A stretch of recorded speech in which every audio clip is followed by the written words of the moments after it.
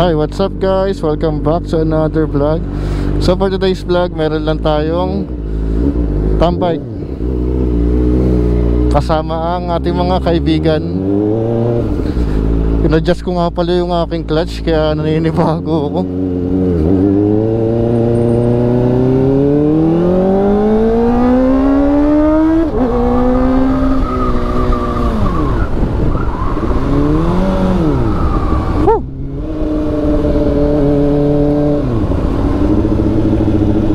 Meron tayong tambike sa Arcovia. Tama ba? Arcovia. Pick up coffee kasama yung mga kaibigan natin. Nandun na sila. Late tayo dahil galing pa tayong trabaho. Parang masyadong napataas yung ating clutch Kasha. Sheesh.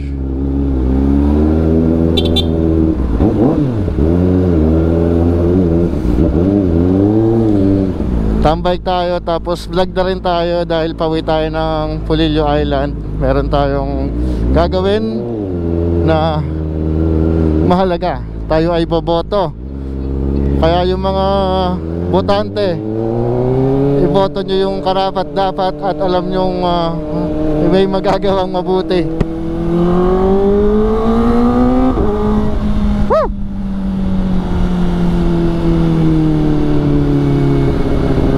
Maraming tatakbo na alam lamang ay mambola. Kaya dapat bago kayo bumoto, alamin nyo kung ano ba yung kakayanan nitong taong to na tumatakbo.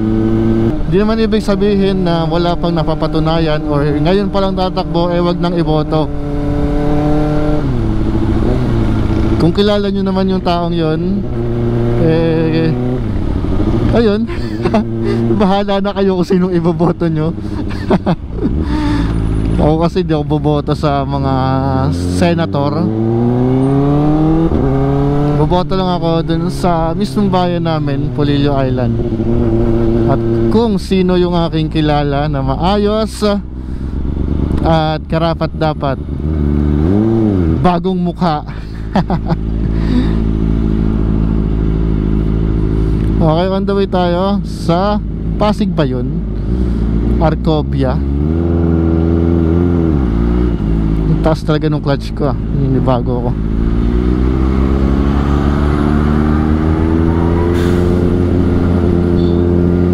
So makakarating tayo doon ng 8:39. Meron pa tayong 25 minutes na tatakbuhin.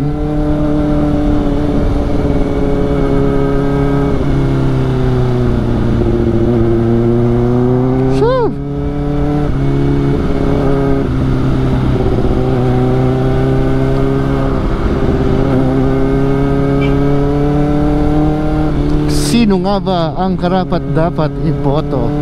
Ito, tip ko lang to guys yung mga iboboto nyo, yung alam nyo na hindi corrupt at madaming project na natatapos.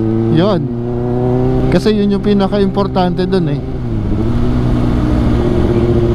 Pero yung mga project na alam natin na magagamit ng taong bayan, di ba?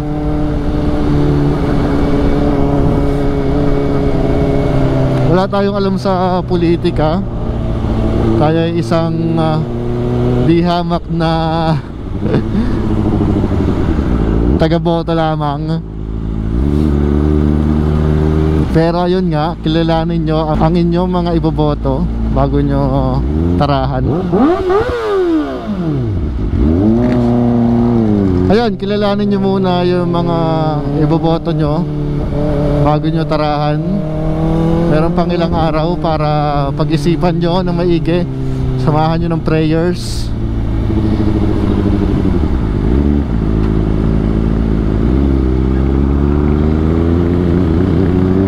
Let's go.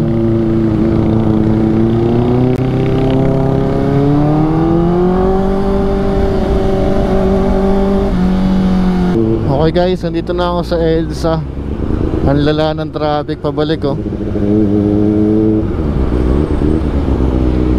Ito lagi yung aking kasalamuha sa pang-araw-araw pag pumapasok ako sa aking trabaho.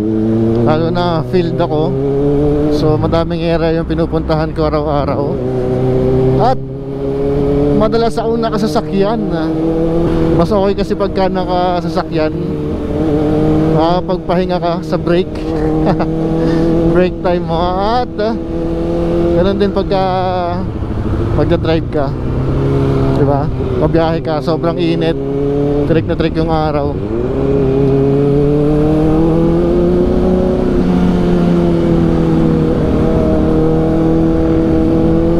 Oy, Mother's Day nga pala. Dapat makabili na ako ng bulaklak sa Mother's Day.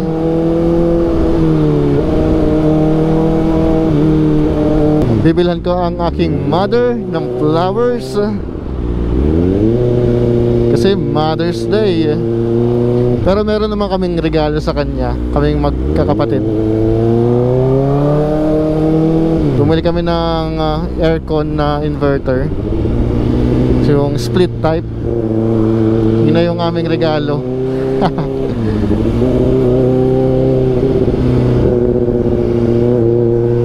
Okay, left turn na tayo dito papuntang Pasig. 10 minutes nandun na tayo. Hindi tayo makahataw ang traffic.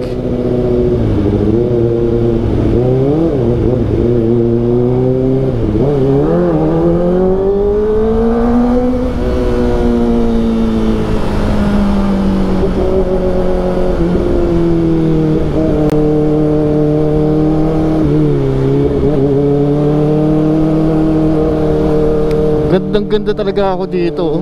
Pag dumadaan ako dito tuwing gabi, para ako nasa ibang bansa. Puro building, puro billboard, tsaka kitang kita mo yung mga sasakyan, yung mga liwanag, ilaw ng sasakyan na napakadami.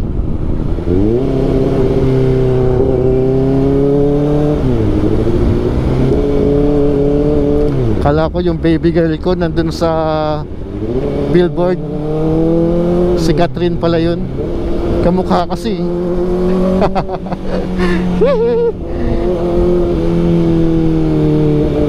Wala akong hinihingi akala ko lang.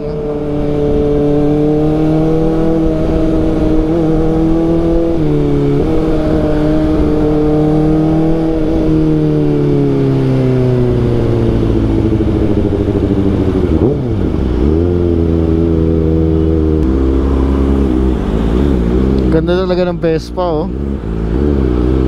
Ang cute lang pero ang mahal. Mas malaki pa yung ano ba yun? Yung Yamaha, yung katulad kay Motodeck.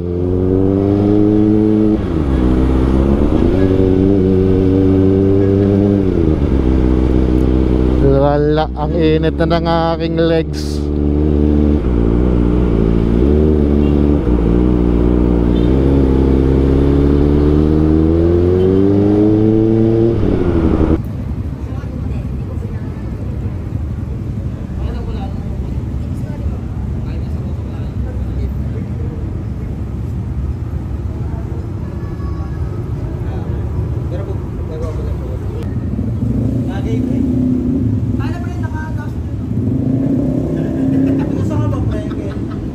Congratulations na lang QC.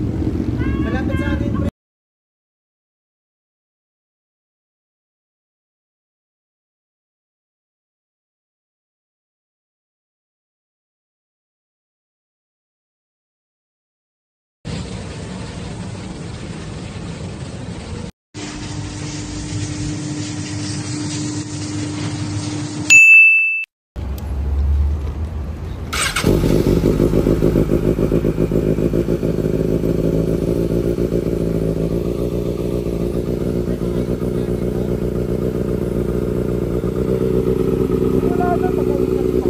First gear agad. Oo. Basta ka lang ito.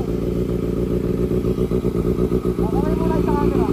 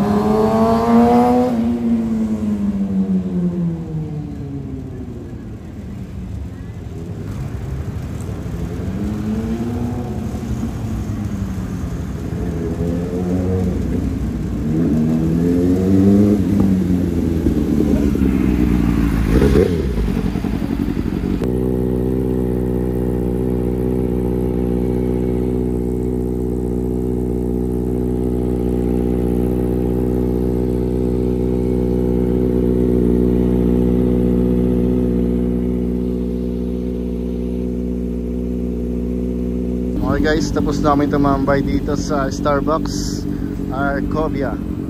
Alright. Papainitin muna. Okay guys, ito na itatapusin ng aking short vlog. Thank you for watching. Always ride safe and put God first. Peace.